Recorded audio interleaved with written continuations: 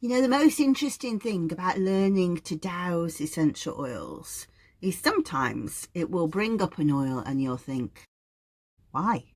Why is that oil there? That makes no sense.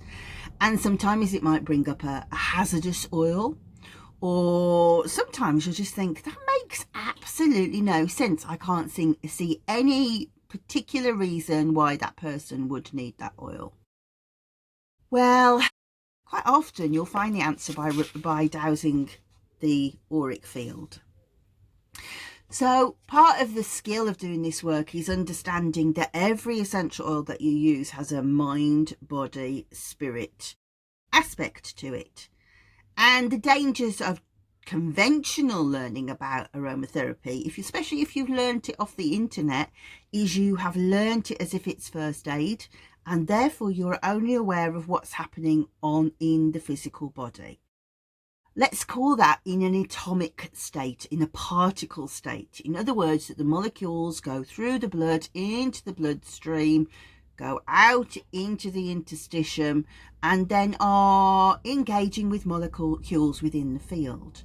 But there is a whole other aspect, that we have this quantum field, this vibrational field moving through the body all of the time. And of course our vibration changes according to our mental state, according to our physical state, but also our emotional state.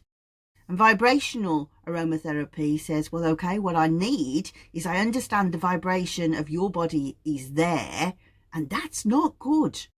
And I would really like to see it humming up here in a really happy state. How do I get it from here to here?